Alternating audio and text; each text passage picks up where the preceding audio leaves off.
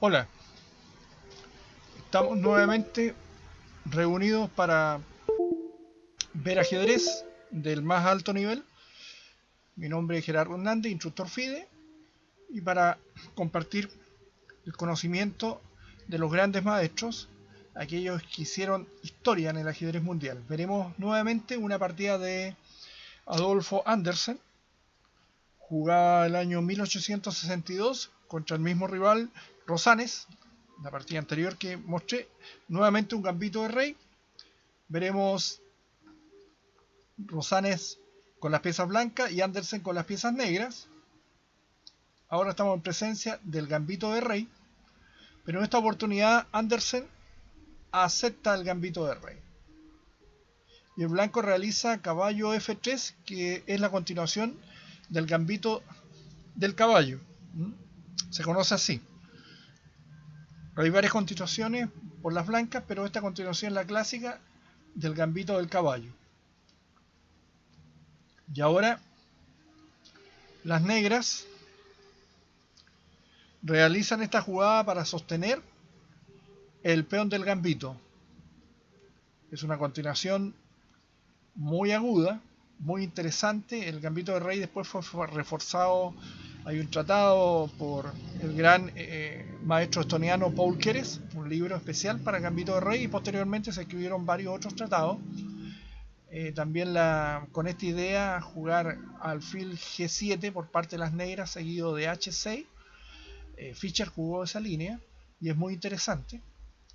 Hoy en día está considerado el gambito rey una línea que podría proporcionar solamente tabla, pero para las personas que están comenzando a jugar es muy interesante poderlo hacer porque nos permite jugar con las piezas y crear combinaciones, y justamente ese manejo de ajedrez es lo que permite que uno pueda ir cada vez mejorando su nivel de juego. Ahora veremos la contestación de las piezas blancas. Juegan caballo,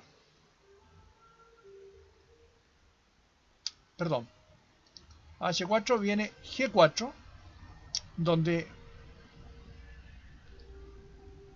la idea es sacar el caballo blanco de la casilla F3, y acá el blanco tiene dos continuaciones.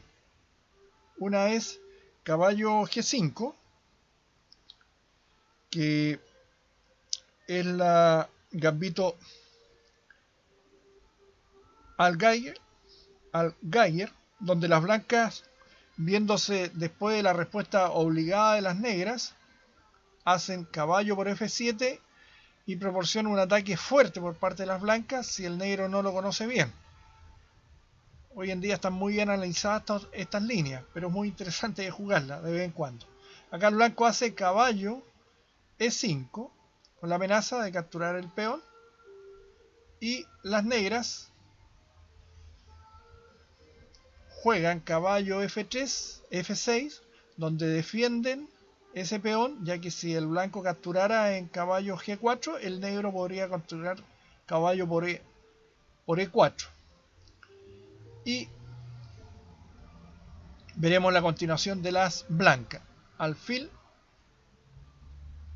C4. La idea, ¿no es cierto?, es poder hacer caballo por F7 tocando a la dama y a la torre. Pero estas jugadas, como decía Ricardo Reti, son de jugadores de café, es decir, van al ataque rápidamente.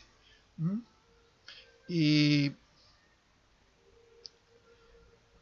la idea, por ejemplo, el gran maestro Filior había encontrado que la continuación más correcta era D4, y después de D6, caballo D3, caballo por E4, alfil por F4, y las negras tienen efectivamente un peón de más, pero se hallan en una situación nada envidiable a causa de la debilidad irreparable de la columna alfil abierta, columna semiabierta. No podemos extrañarnos que el jugador que conducía a las blancas en esta partida hiciera esta jugada más débil, pero aparentemente más lógica. Así que por lo tanto, alfil C4, y nos encontramos con la buena respuesta de las negras, D5, donde si el blanco toma de alfil, quedaría eliminada esa pieza de ataque inmediatamente por caballo por alfil.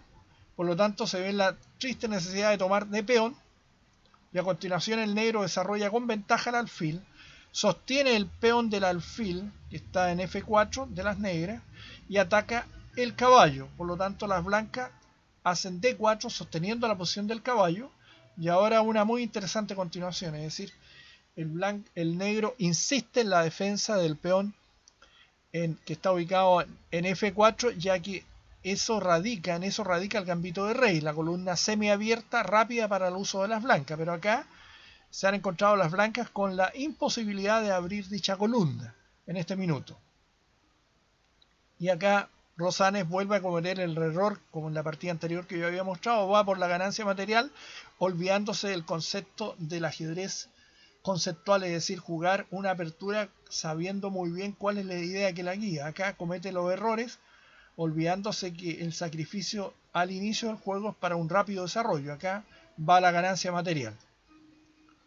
Y Andersen va a dar una clase magistral de cómo enfrentar esta situación. Obviamente que Andersen era un jugador privilegiado en el arte de la combinación y superaba considerablemente a sus contemporáneos de la época. Jaque. Y ahora rey F8. Una hermosa jugada de sacrificio donde el blanco tiene que perder un tiempo en capturar la torre y las negras hacen esta interesante movida de caballo donde le plantean al blanco la difícil situación donde colocar sus piezas. Ya de partida el enroque corto no lo pueden hacer, el rey está atascado en el centro y las blancas solamente tienen una pieza desarrollada, que es el alfil, que está ubicado en la casilla A8, y le toca mover a las blancas, y justamente las blancas, en vez de colocar esta torre en la casilla como lo hacen, torre H2, que actúa de comparsa, era más propio que debían reconciliarse con su contrario por el sacrificio de la calidad, colocando el rey en la casilla F2. Esa era la continuación más lógica. Pero hacen esa jugada y el negro sigue con su pronto desarrollo de pieza, con la ganancia de tiempo al atacar el alfil que está en la casilla A8. Rosales hace alfil D5, siendo que era más preciso alfil C6, tomando control de la casilla E8. Pero él se va a D5 pensando que con el desarrollo del caballo a C6, a C3, el caballo blanco, de esa manera estaría vigilando la posición del alfil en D5. Por eso llevó el alfil a la casilla D5, lo cual es un error. Rey G7, muy buena jugada. Caballo C3, torre 8 jaque, y acá las blancas ya empiezan a encontrarse con problemas, no hay dónde situar el rey. Rey F2, dama B6, ¿no es cierto?, con la amenaza de alfil E5 y capturando el peón que está en D4, causando amenazas de mate. Por lo tanto, el blanco inmediatamente enfrenta esa amenaza atacando a la dama contraria para que se tenga que retirar de esa buena ubicación. Andersen se sitúa ahí amenazando, ¿no es cierto?, un jaque. Mate, comenzando con el jaque ahí en la casilla E7, que sería imparable el mate. Por lo tanto, Rosales vuelve con el caballo para controlar justamente la casilla E2.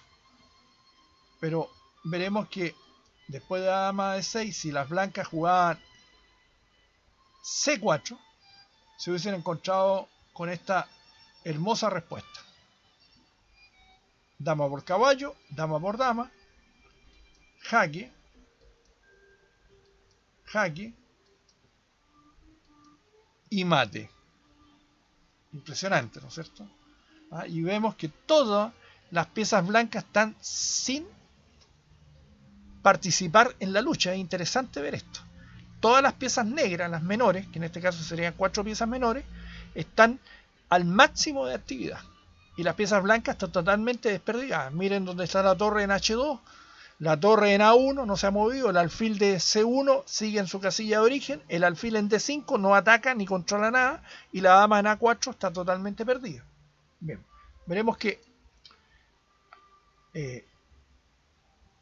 Rosales baja con el caballo para tener control de la casilla E2 y se encuentra ahora con la hermosa réplica alfil en E4. El problema está que si el blanco captura el alfil, que perdón, está en E5, vendría dama B6 con un ataque de mate. Entonces nos vemos que ya sin jugadas a la mano, las blancas hacen esa jugada para tratar de sostener su caballo posteriormente en la casilla B5. Pero acá se encuentran con esta hermosa jugada. Dama F1 jaque, obligado a tomar. Y ahora alfil por D4 jaque. Única jugada.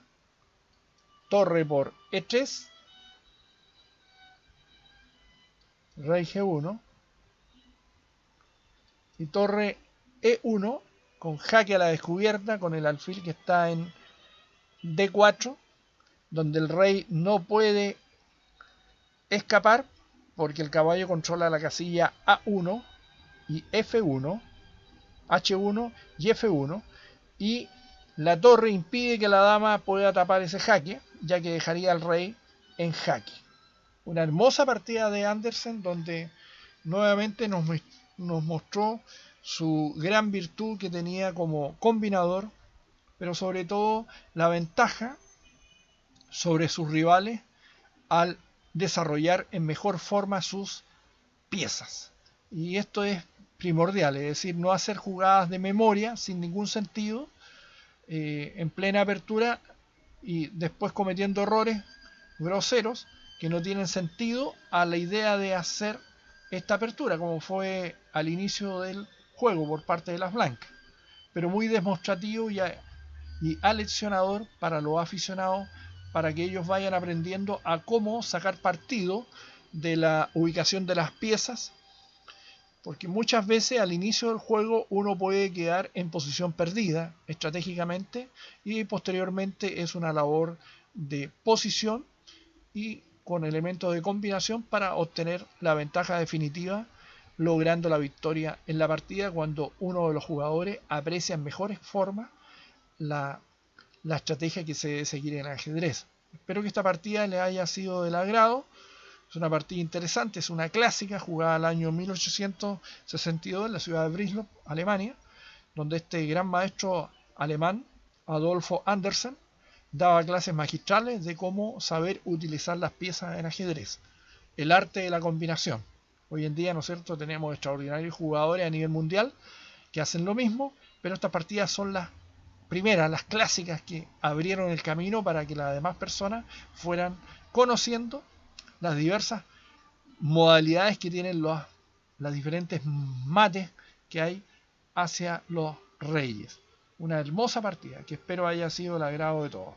Me despido y espero que todos sigan cuidándose mucho, a mi público y alumnos virtuales. Eso es todo. Gracias.